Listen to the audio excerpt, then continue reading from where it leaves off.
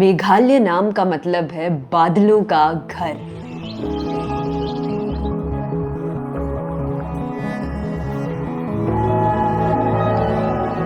इन्हीं बादलों ने मुझे घेर के स्वागत किया जब मैं भारत के सुंदर नॉर्थ ईस्ट के स्टेट मेघालय पहुंची, जहां एक नहीं दो ऐसी जगहें हैं जिनमें पूरे वर्ल्ड में सबसे ज्यादा बारिश होती है, मौसिनराम और चेरापूंजी।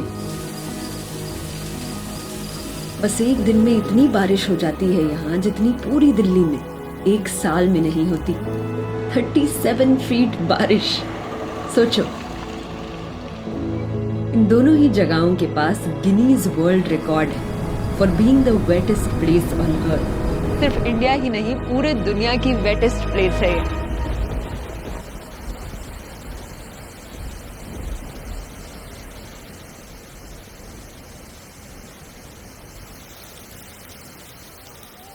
हेलो, तुम भीग जाओगे। देखो।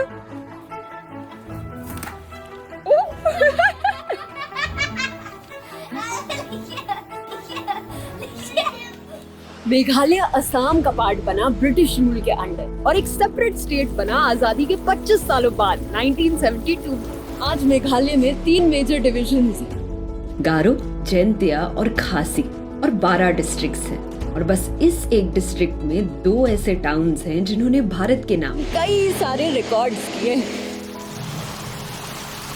और बहुत कम लोग जानते हैं कि चेरापूंजी का असली नाम है सोहरा, जिसको बिगाड़ा हमारे प्यारे ब्रिटिशर्स ने, जिन्होंने इंडिया के कई नाम बिगाड़े। आज यही सुंदर जगह एकदम गुम हो जाती है बहुत सारे कोहरे के बीच। यहाँ पे इतनी ज्यादा मिस्ट हो जाती है, इतना धुंधला हो जाता है। मेरे पीछे लंबी सी बड़ी सी सीढ़ियां हैं जो कि बिल्कुल धुंध में गुम हो चुकी है। ऐसा लगता है कि आंखों में कुछ प्रॉब्लम हो गई है।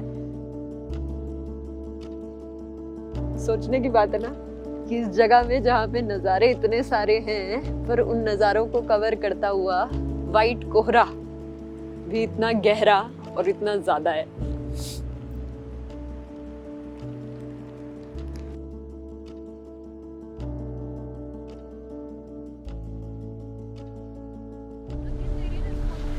इसी धुंध की वजह से हमारी गाड़ी ने भी एक गलत टर्न लिया और फंस गई।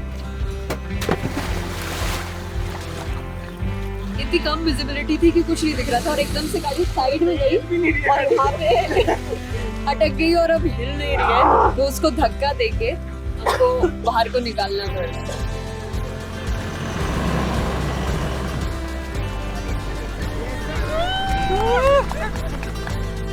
मैं सोचा इस तरफ ठीक है।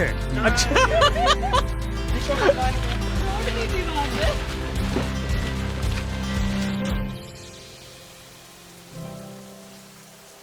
मेघालय की आधी पॉपुलेशन बस एक ट्राइब से बिलोंग करती है, खासी ट्राइब, जिसकी लैंग्वेज है खासी लैंग्वेज। यहाँ रहकर मैंने सीखा कि खासी में हेलो को बोलते हैं कुमनो, कुमनो, कुमने, और कुमनो का रिप्लाई होता है कुमने, कुमनो, कुमनो।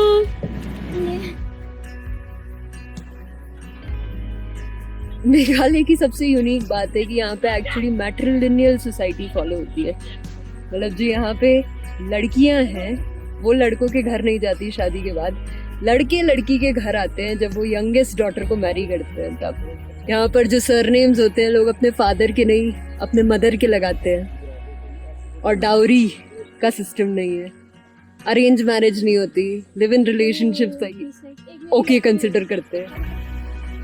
खासीज दुनिया की one of the biggest matrilineal society है और मुझे बहुत अच्छा और यूनिक लगा ये देख के कि यहाँ औरतें ही बहुत सारी दुकानें चला रही थी। सब्जी की दुकान हो, मीट की दुकान हो, ग्रोसरीज की दुकान, मेडिसिन शॉप्स में भी, इनफैक्ट दारू की दुकानें भी वुमेन ही चला रही थी। Now what is this called? Yes. Jaikasha. Okay, it's famous amongst Khasi tribe. Okay. And the women wear it? Yeah. Okay. We noticed that a lot of the shops here are owned by women. So is that true for your family as well? Where Yes, it's true. और बहुत सी shops में ना हमने औरतों को एक unique सा पान बेचते हुए भी देखा। This is betel nut, it is called kwai. क्वाई।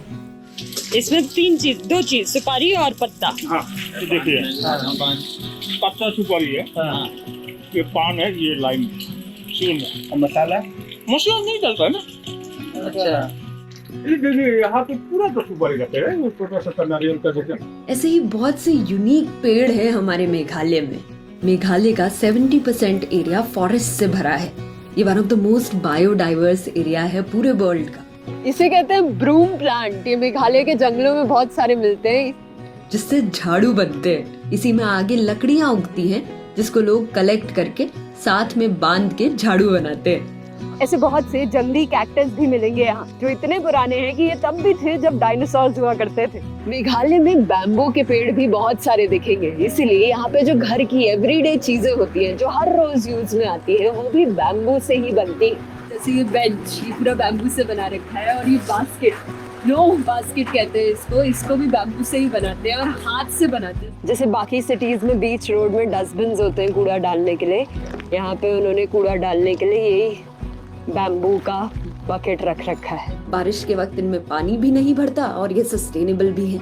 इन्हीं बास्केट्स को कभी फार्मर्स या कॉमन लोग सर पे बांध लेते हैं और इसी में जो भी चीज वो कलेक्ट करते हैं वो लेके जाते हैं अपने वहाँ। हेलो।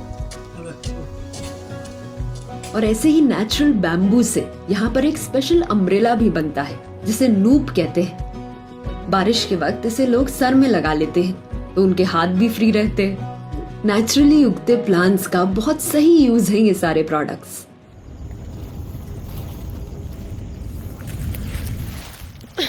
यहाँ पे इतनी बारिश होती क्यों है? क्योंकि मेघालय के ये दो टाउन्स घिरे हुए हैं खासी हिल्स से। सिर्फ एक साइड से नहीं, दो साइड से नहीं, तीनों साइड से। और जब मॉनसून विंड्स यहाँ पे आती हैं तो इन्हीं हिल्स से टकराती हैं, क्लाउड्स फॉर्म होते हैं और यहाँ भीषण बारिश होती है।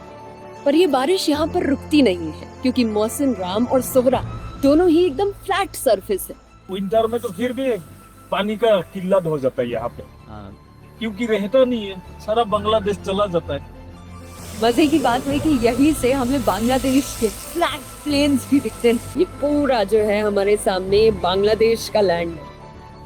मौसिनराम और सेरा दोनों ही बहुत हाइट पे है, तो जब यहाँ बहुत सारी बारिश होती है तो ये पानी यहाँ रुकता नहीं है, ब्यूटीफुल झरनों के साथ नीचे बह जाता है और पहुँचता है बांग्लादेश के फ्लैट लैंड। ये एक्चुअली वो जगह है जहाँ से पानी सारा का सारा बांग्लादेश जाता है। और इसीलिए मेघालय में विंटर्स के वक्त एक्चुअली पानी की कमी होती है। मतलब wettest place in the earth में एक्चुअली वाटर की कमी रहती है। कितनी आयरॉनिकल चीज है ना ये। Hello. Hi hi hi hi. Okay, let's go have some food. Okay. It's very raining out here, right? Meghalaya में खाने का एक इम्पोर्टेंट पार्ट है rice. We take rice and all of the item that are showing there.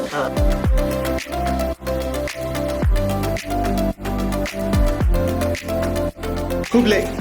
This is a pot where they boil it first and then mix it after boiling.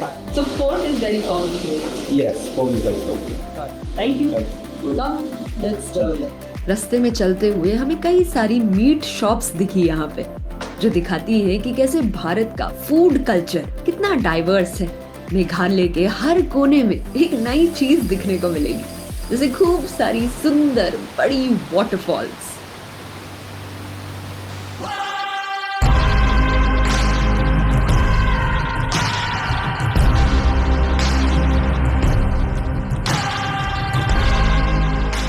जैसे ये 7 sister waterfalls, जिसमें पहली बार मैंने 7 झरनों को एक साथ देखा। यहीं पर इंडिया की 3rd लॉन्गेस्ट वाटरफॉल भी है।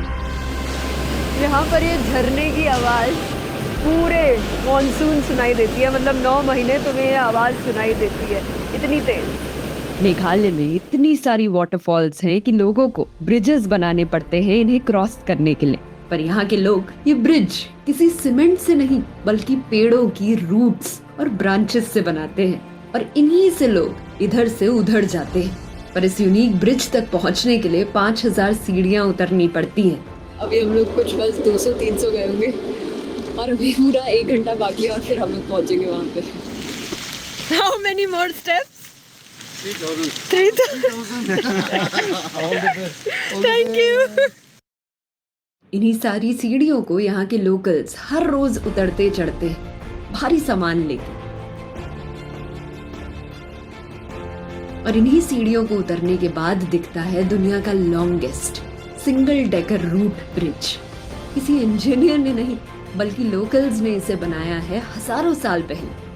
हमारी सिटीज में जो ब्रिज होते हैं वो कंक्रीट से बनते हैं और कंक्रीट टाइम के साथ यूजेज के साथ खराब हो जाता है, पर ये ब्रिज टाइम के साथ और स्ट्रॉन्ग होता है।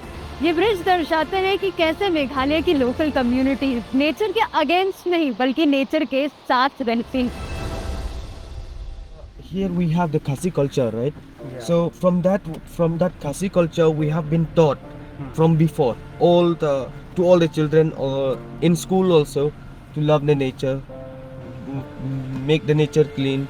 Like that is all what the oldest people has been taught to us. Okay, so we respect that and we follow that.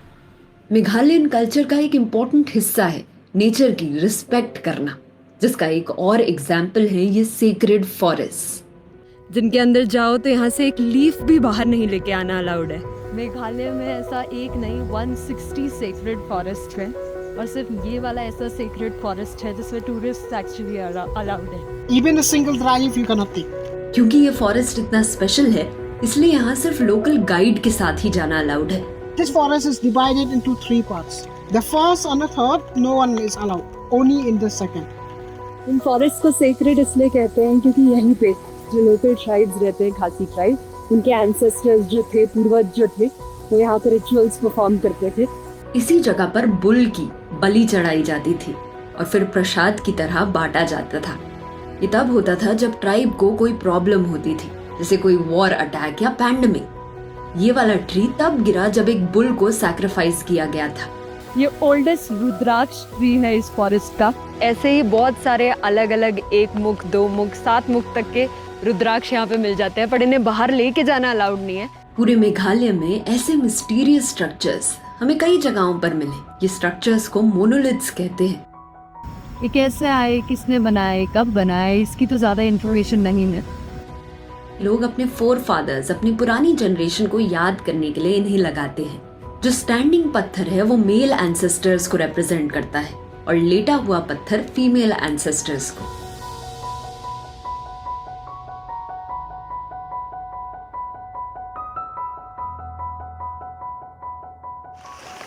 ये मेघालय का सबसे पहला चर्च है।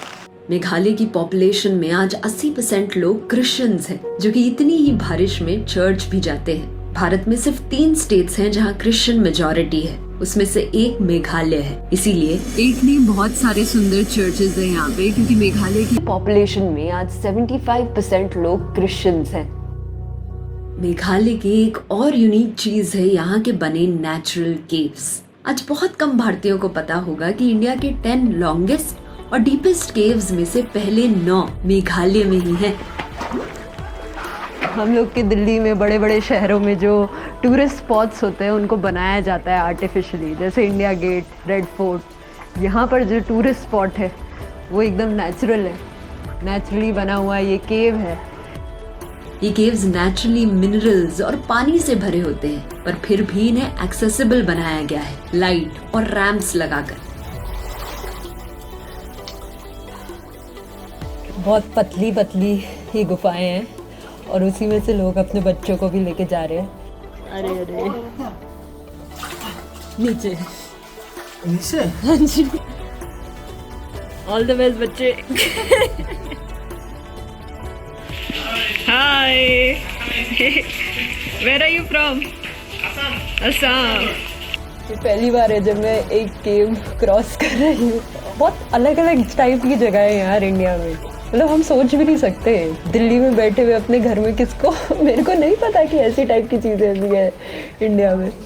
हमारे मेघालय को ना स्कॉटलैंड ऑफ द ईस्ट कहते हैं, पर यहाँ आओ तो ऐसा लगता है कि स्कॉटलैंड को मेघालय ऑफ द वेस्ट बोलना चाहिए।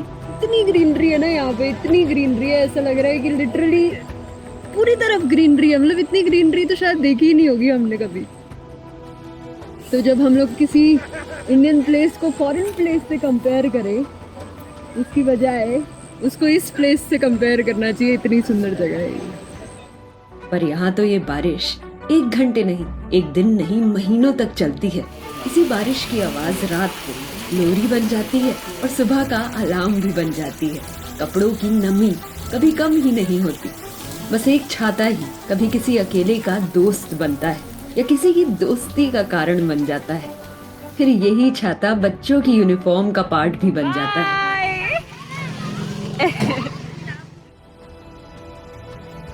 तो हमारा एम है यूट्यूब पे कि हम हर डिस्ट्रिक्ट को, भारत के हर डिस्ट्रिक्ट को विजिट करें और उसके बारे में, उसका कल्चर आपके साथ पहुंचाएं वीडियोस के ज़रिए। तो अपने डिस्ट्रिक्ट के बारे में, अपने गांव के बारे में एक कमेंट ज़रूर छोड़ के जाना एंड सब्सक्राइब करना। रियोमेट क्रिएट।